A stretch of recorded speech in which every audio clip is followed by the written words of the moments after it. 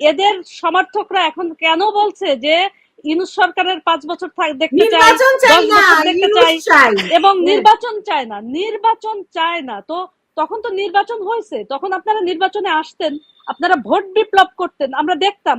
আপনাদের তো না যেহেতু শেখ হাসিনাকে পছন্দ না, অবশ্যই আপনারা নির্বাচনে এসে ভোট বিপ্লব করতেন।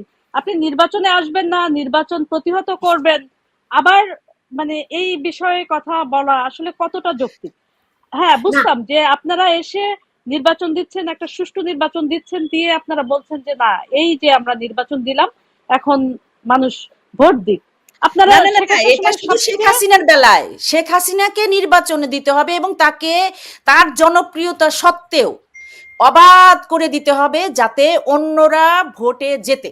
এইটা তাকে, শুধু যেমন এখন চিন্তা হচ্ছে অমুকজন 100টা সিট, অমুকজন 150টা সিট, এই ভাগ বাটোয়ারাটা শেখ হাসিনা দিতে চান না, এটা খারাপ। শেখ হাসিনা এত খারাপ, হ্যাঁ, এতই খারাপ যে বাংলাদেশের ইতিহাসে সেই 54 সাল থেকে আজ পর্যন্ত একমাত্র শেখ হাসিনা 2001 সালে শান্তিপূর্ণভাবে গণভবনে হেঁটে হেঁটে পদত্যাগপত্র দিয়ে এসেছিলেন, মানে শান্তিপূর্ণভাবে ক্ষমতা হস্তান্তর করেছিলেন।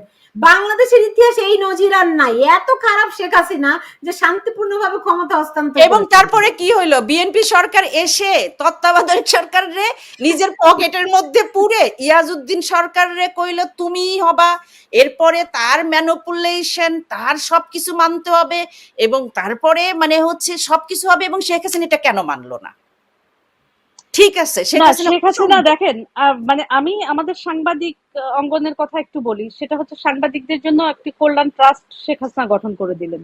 সেখানে কিন্তু আপনি দেখবেন যে দল মত নির্বিশেষে প্রতিটা যে সাংবাদিকই আহ, আহ, এটা আসলে তার সমস্যা, যারই সমস্যা হয়েছে, যারাই আবেদন করেছে প্রত্যেকেই কিন্তু টাকা পেয়েছেন। সেখানে কিন্তু দেখা হয়নি যে সে কোন দলের কোন মতের, এই সাজেদা বিষয়টি পারবেন, কিন্তু সাজেদা পারবেন। আপনি আপনি শুধুমাত্র ওই তহবিলের কথা বলছেন, আপনি প্লট বরাদ্দের কথা চিন্তা করেন না। বিএনপি জামাতের কোন সাংবাদিকটা প্লট পায় নাই শেখ হাসিনার আমলে? এত খারাপ, সে এত দলবাজ ছিল যে বিএনপি জামাতিদের পর্যন্ত প্লট দিয়েছে তার আমলে। শুধু প্লট কেন, নাম ধরে ধরে শিল্পীদের, বলতে পারবো। শিল্পীরাও যারা না, শিল্পীরা তো আছেই, আর সবচেয়ে শুধু মজার ব্যাপার শিল্পী না, যে এখন সাংবাদিকরা যারা হ্যাঁ আজকে শেখ হাসিনা সকাল বিকাল 14 গোষ্ঠী উদ্ধার করে, তারা প্রত্যেকে প্লট পেয়েছে না, পূর্বাচলে। এরা তো প্রত্যেকেই তো শেখ হাসিনার সময় চাকরি করছে। এখন যারা এই যে এক একটা বড় বড় পদ দখল করে আছে, তারা তো প্রত্যেকেই তাদের আহ পেশাগত ভাবেই সবাই তাদের সুযোগ সুবিধা কিন্তু নিয়েছে। ও বিএনপি করে, ও ইয়ে করে, এই জন্য কিন্তু তারা যে চাকরিচ্যুত হয়েছে তা কিন্তু হয়নি। তারা তো প্রত্যেকেই এই যে এখন যারা কাজ আমার করছে মনে তারা তো হয় শেখ সবাই। হাসিনার সবচেয়ে বড় অপরাধ উনি যুদ্ধ অপরাধীদের বিচার করেছেন। এক্স্যাক্টলি। অবশ্যই। উনি যুদ্ধ অপরাধীদের বিচার করেছেন। যেই দেখেন বাংলাদেশে 30 লাখ শহীদ, 4 লাখ মা বোনের যে দীর্ঘশ্বাস বাংলাদেশের উপরে ছিল, যে অভিশাপ বাংলাদেশের উপরে ছিল, শেখ হাসিনা তা থেকে মানুষকে, বাংলাদেশটাকে মুক্তি দিয়েছেন। তার মতো খারাপ, তার মতো নিকৃষ্ট আর কে হতে পারে? যে অবশ্যই শেখ না, হ্যাঁ, সুলতানা। এই জায়গাটা আমি আরেকটা কথা বলি। এখন যে এতদিন খুব বলা হলো যে আন্তর্জাতিক আদালতে যাবে এই জুলাইয়ের গণহত্যা নিয়ে, এখন তারা বলছে সেই গণহত্যার আন্তর্জাতিক আদালতে তারা যাবে না। কেন যাবে না? শেখ হাসিনা খারাপ ছিল, শেখ হাসিনা তো মানে অলরেডি এটা বিচার বিভাগের তদন্ত কমিটি গঠন করেছিলেন, তারপরে জাতিসংঘকে আহ্বান জানিয়েছিলেন যে বিচার কাজে সাহায্য করার জন্য। তো এরাও সেটা বলেছেন, কিন্তু এখন আমরা সেদিন দেখলাম যে ঘোষণা দেওয়া হলো যে ওনারা আন্তর্জাতিক আদালতে যাবেন না। কেন যাবেন না? আমার প্রশ্নটা এইখানে। না, কারণ শেখ হাসিনা খারাপ, এই খারাপ তো, সেই জন্য তো তারা যাবেন না।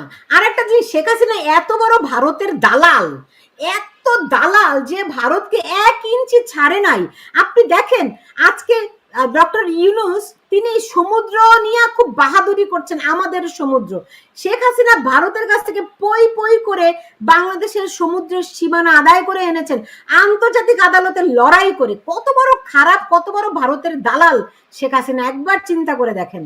না, এই যে আমরা আসলে সবসময় শুনে আসি যে ভারতের সাথে, না, ভারতেরও কিছু অংশ ছিল এখানে, মায়ানমারের সাথে ছিল, ভারতেরও ছিল কিছু অংশ, কিন্তু বাংলাদেশ অমীমাংসিত ছিল।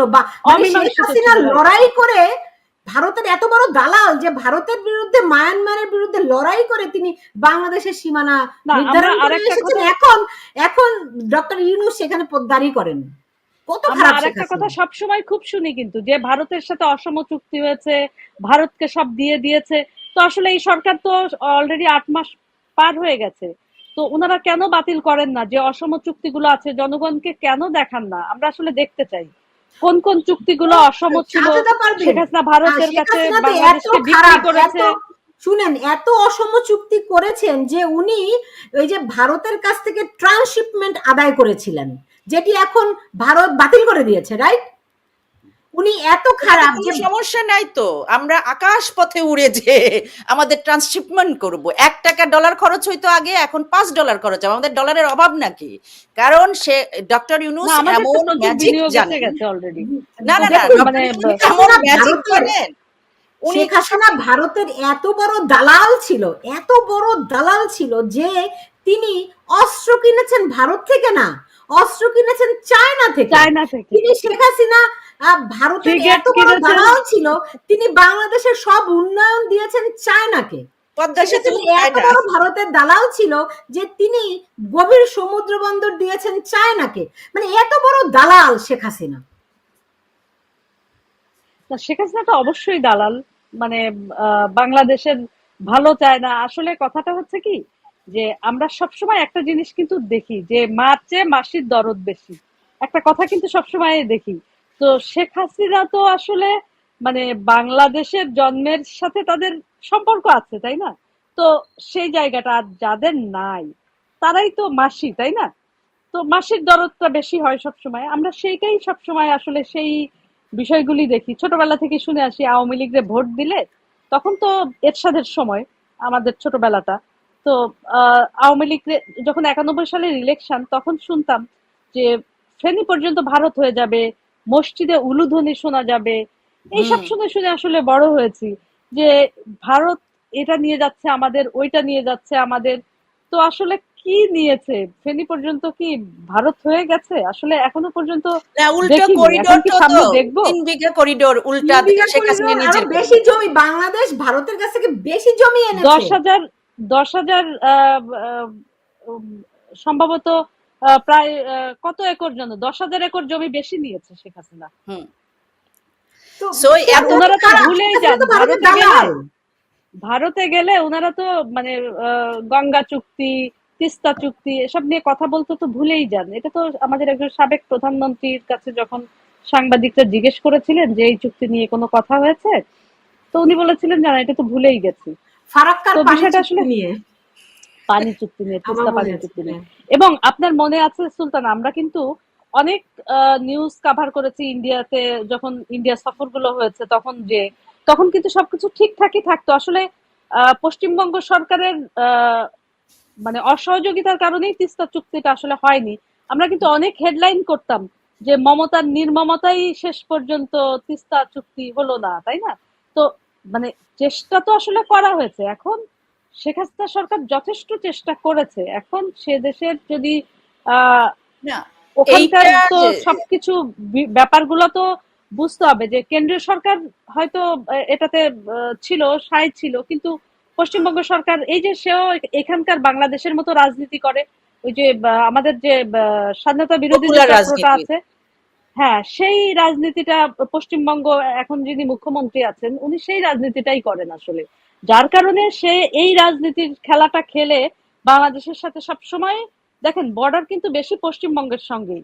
তো সেইখানে যে ঘটনাগুলো ঘটে কিন্তু সেখানেই কিন্তু ঘটে, বেশিরভাগ কিন্তু সেই জায়গাগুলোতেই ঘটছে। মানে আমরা যেসব ইনসিডেন্ট গুলা দেখি, যেটা আমরা অবশ্যই আমাদের কাম্য না। আমরা সবসময় এসবের মানে বিরুদ্ধে কথা বলতে চাই যে অবশ্যই বর্ডারে হত্যাকাণ্ড আমরা বাংলাদেশের কোনো মানুষই মেনে নেয় না বা নিবেও না। এটা নিয়ে আমরা সবসময় এসবের প্রতিবাদ করি, কিন্তু তারা যখন ঘটনাগুলা ঘটায় বা সবকিছু করে, দেখুন এগুলো নিয়ে প্রতিবাদ কারা করে? সরকারে যখন থাকে তখন আওয়ামী লীগই করে। অন্য কোনো সরকারকে কিন্তু এভাবে আমরা দেখি না যে এইসব বিষয়গুলি নিয়ে কথা বলছে।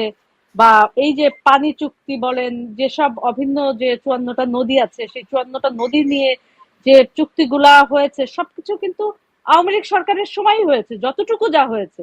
হ্যাঁ, আপনাকে এটাও ভাবতে হবে ভারত একটা বড় প্রতিবেশী দেশ, অনেক শক্তিশালী একটা দেশ, সেই অনুযায়ী আমরা ছোট, তারপরও অবশ্যই বাংলাদেশের মানুষের সেই আত্মমর্যাদা আছে এবং বাংলাদেশের মানুষ তাদেরকে দেখিয়ে দিয়েছে যে অর্থনীতিতে ঘুরে দাঁড়ানোর যে বিষয়টা, ভারতের চেয়ে বাংলাদেশের জিডিপির গ্রোথ কিন্তু যথেষ্ট ভালো ছিল। এখন এসব বাংলাদেশের বিষয়গুলো কিন্তু জিডিপি, আমি আজকেই দেখলাম বাংলাদেশের জিডিপি নেমে এসেছে 3.7-এ, অথচ শেখ হাসিনার সময়ে তিনি এত খারাপ যে তার সময় জিডিপি ছিল 7%-এর মতো। প্যান্ডামিক এখানে একটা, হ্যাঁ, 6.4 6.4 ছিল করোনার সময়, ওই সময়টাই ছিল। কিন্তু সবচেয়ে মজার ব্যাপার যে এগুলা নিয়েও আমাদের এখন সরকার প্রধান উনি বিদেশে বেশ মিথ্যাচারও করেছেন যে শেখ হাসিনার সময়। কিন্তু আপনি দেখেন আইএমএফ, বিশ্ব ব্যাংক বা এডিবির যে ওয়েবসাইট গুলাতে সেখানে কিন্তু সঠিক তথ্যগুলো আছে, সেখানে তো আর শেখ হাসিনা কিছু করতে যায়নি যে জিডিপি বাড়িয়ে বাড়িয়ে দেখিয়েছে, বিষয়টা তো সেটা হয়নি, কখনোই হয়নি। কিন্তু আমরা মানে যে না কথাগুলো এখন এইটা শুনি যে শেখ হাসিনা এই বিশ্ব ব্যাংকের ওয়েবসাইটে যে সম্ভবত এগুলা এগুলা কি সম্ভব, মানে এই যে গল্পগুলো আমরা আসলে শুনি খুবই এই হাস্যকর গল্প লাগে যে